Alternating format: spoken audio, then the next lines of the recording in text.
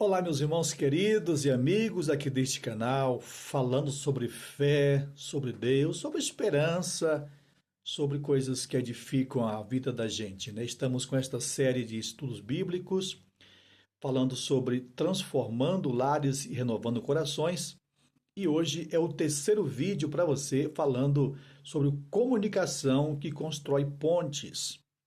Talvez a comunicação seja um dos principais motivos das discussões, brigas, desentendimento nos lares, né? Então, a comunicação errada pode trazer sérias consequências nos relacionamentos familiares e também interpessoais. E vamos falar sobre isso no contexto bíblico, também colocando para você situações em que você pode observar se você está construindo um relacionamento onde há pontes, né, de comunicação, lugar saudável, ou você está destruindo a relação porque você está destruindo as pontes que existiam aí. Ah, por que não compartilhar esse vídeo com alguém? Eu sei que às vezes algumas pessoas não compartilham, mas é importante que você compartilhe. Se você gostar do conteúdo, se você entender que o conteúdo é relevante para algumas pessoas, para a sua família, para os seus amigos, para alguém talvez que está tendo dificuldade de se relacionar no ambiente de trabalho, no ambiente doméstico, na família, devido às discussões por causa da maneira como se fala, então, por gentileza, compartilha com seus amigos esse vídeo. Também, se ainda não é inscrito, por favor, se inscreva no canal agora já. Não deixe para depois você esquece. E nós precisamos que esse canal tenha maior relevância. Isso acontece através da sua inscrição, do seu compartilhamento, do seu comentário também, e também através aí de você estar divulgando para as pessoas, né? Porque isso vai com certeza alcançar mais pessoas ainda. Muito bem, o que seria uma comunicação que constrói pontes? Vejamos na Bíblia, Provérbios capítulo 15, versículo 1, Salomão diz que a resposta branda desvia o furor, mas a resposta, a palavra dura, ela suscita a ira, né? Então, se uma pessoa responde a outra de forma branda, educada, com gentileza, mesmo que esta outra pessoa esteja nervosa, naquele momento ela vai com certeza acalmar-se, vai desviar o furor dessa pessoa. Mas se alguém já está nervosa, está falando às vezes com um tom elevado, já está falando talvez com um tom agressivo, e o outro também responde na mesma altura de voz, com a mesma entonação vocal, ou usando também de resposta dura, com certeza vai ter ira e vai ter mais discussões aqui. O apóstolo Paulo também, escrevendo aos Colossenses 4, versículo 6, ele orienta dizendo que a vossa palavra seja sempre agradável, temperada com sal, para que saibais como vos convém responder a cada um. Observe que o apóstolo Paulo aqui está falando de forma clara a respeito da comunicação. Ele diz: a vossa palavra seja sempre, ele usa bem a expressão, sempre agradável. Ou seja, toda comunicação, especialmente comunicação no ambiente familiar, precisa ser agradável. E ele usa uma figura de linguagem dizendo temperada com sal. Ou seja, assim como uma boa comida precisa ser bem temperada e para dar sabor, né, o tempero dá sabor à comida, então ele diz que uma boa conversa, ela dá sabor, né? Ela é como uma boa comida. Então ele diz aqui agradável, temperada com sal, para que saibais como responder de forma sábia, né, de forma educada a cada um. Então observa que a Bíblia há muitas referências sobre comunicação assertiva, comunicação correta, e hoje eu quero compartilhar com você o que é uma comunicação assertiva ou o que seria uma comunicação que constrói pontes. Primeiro, a comunicação que constrói pontes refere-se a um estilo, né? Um estilo de interação no relacionamento, né? Seja no ambiente familiar ou interpessoal, um estilo de interação que promove conexões positivas, entendimento, né? E relacionamentos agradáveis.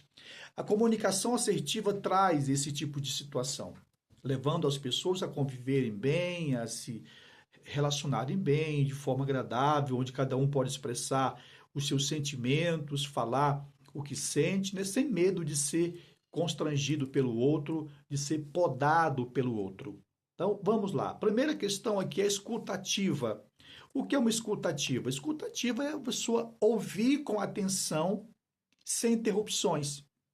No ambiente familiar, isso é bem difícil, né? Às vezes as pessoas acabam interrompendo o outro antes que ela fale, né? Que a outra pessoa fale, ou mesmo não tem essa escuta ativa. Está conversando enquanto o outro fala, está de costas, né? Está mexendo no celular, está usando várias situações em que demonstra para o outro que ele não está interessado na conversa desse outro, né? Então, pratica uma escuta ativa no ambiente de comunicação e aqui, principalmente no relacionamento familiar. E demonstra esse interesse genuíno. Então, escutativa, além de você ouvir com atenção, sem interrupções, também demonstrar que você está disposto, né, ali a entender, a compreender, colocando-se no lugar do outro. Tá? De que forma essa escutativa pode ser praticada? Pelo contato visual. Por exemplo, quando alguém está falando com você, use expressões como sim, entendi, entendo, ou então, se não entendeu, me explique mais sobre isso. Quando você fala, quando você demonstra que você está entendendo o que o outro está falando, lógico que esse outro vai ficar mais aberto, né? Porque ela está percebendo que você está ouvindo isso daqui. Ou então, caso não entendeu, diga, né? Olha, desculpe, eu não entendi muito bem. Você pode repetir, por favor, o que você acabou de me dizer? Ou então, você também repete, tá? Aí você vai dizer, vê se eu entendi. Você quer dizer que você repete um pedaço da frase para realmente a pessoa entender que você está de fato ouvindo, né, com atenção o que está falando. Por exemplo, às vezes o filho expressa para os pais uma frustração, um sentimento de frustração, seja no ambiente da escola, tal, ele chega ali frustrado, tal, tal. O que que esse pai ou essa mãe vai fazer com uma escuta ativa desse filho, né? Ele vai dizer, parece que você está chateado com essa situação, meu filho, minha filha. Você gostaria de falar mais sobre esse assunto? É. Então, dá uma abertura para essa pessoa, para essa criança, esse adolescente, falar de uma situação talvez que está incomodando, né? Bem, além da escuta ativa, é importante que para construir pontes na relação né, nas relações familiares ou de amizade ou relações interpessoais no trabalho, por exemplo, é praticar a empatia. Ser empático é colocar-se no lugar do outro para compreender seus sentimentos e perspectivas, mesmo que você não concorde com o pensamento, com a ideia do outro. Então, ser empático é você se colocar no lugar do outro para entender o que o outro está sentindo, compreender os seus sentimentos, né, as suas reações e tal. Então, reconheça o sentimento do outro sem julgamento. Ah, não concordo. Tá, mesmo que você não concorde, não é o seu ponto de vista, mas é importante que você respeite o espaço do outro. E ser empático é você se colocar no lugar do outro para entender o que esse outro está passando. Né? Por exemplo, use aqui uma expressão como imagino, como deve ter sido difícil para você. Isso é ser empático, né? A pessoa está contando uma história de frustração, de uma perca, de uma situação que a machucou, a feriu muito. Então você pode dizer, sim, sinto muito. Ou então, imagino como foi difícil para você enfrentar a situação. Imagina como foi difícil você perder essa pessoa que você tanto gostava, ou então esse relacionamento, tal, como você sofreu. Imagine como você tenha sofrido nessa relação. Então isso é ser empático, tá? Outra forma de você construir pontes nos relacionamentos, né, na comunicação, é uso de linguagem clara e respeitosa. Ao conversar com alguém, escolha palavras que sejam compreensíveis, né, respeitosas e livres de críticas ou sarcasmo. Né? Não use palavras para causar constrangimento, mas seja claro, né? Fale de forma clara, de forma objetiva, sem usar situações que venham gerar sarcasmo ali, tá? Substitua, por exemplo, as acusações por declarações de sentimentos, ou então observações neutras, né? Em vez de você usar expressões que vai magoar a pessoa, use, olha, uma expressão de afirmação, ou então de elogio, né? Ou então, se não quiser elogiar, então use alguma expressão neutra, mas que não seja de sarcasmo, não seja de crítica, mas para construir pontes aqui. Por exemplo, nunca diga para a pessoa, você nunca me ajuda em nada, ou você não faz nada aqui em casa. Então, em vez de dizer você nunca me ajuda em nada, né, você nunca ajuda nada em casa, não faz nada em casa para me ajudar, você pode dizer o seguinte: olha, eu sinto que estou sobrecarregado com as tarefas, com muitas tarefas, e gostaria de dividir isso com você. Tá? Eu sinto, né? Eu sinto que estou sobrecarregado, eu sinto que estou com muita coisa para fazer, não estou dando conta de fazer tudo. Eu gostaria de compartilhar isso com você. Você poderia me ajudar em algumas questões, né? A pessoa ela vai entender que você não ofendeu, mas você demonstrou para ela a necessidade de compartilhar juntos aquela situação, tá? Observa, foco no problema, perdão, foco na solução, não no problema, né? É comum, às vezes, nos relacionamentos familiares, as pessoas focar no problema. E esse problema, ainda mais sendo na questão da comunicação, ele pode gerar conflitos maiores, porque se a pessoa está nervosa, está cansada, irritada, estressada, e ela vai focar no problema e não na solução, isso pode trazer mais desgaste ainda, tá? Então evite culpar os outros, concentre-se na solução do problema, em como resolver tal problema que já aconteceu, lógico, né? Pergunte como podemos trabalhar juntos para resolver isso ou para melhorar isso, né? Como podemos trabalhar juntos na relação familiar, por exemplo, se você é no casamento, então não diga você que não é, você que é insensível, não, nada disso, olha. O que podemos fazer para melhorar a nossa relação, né?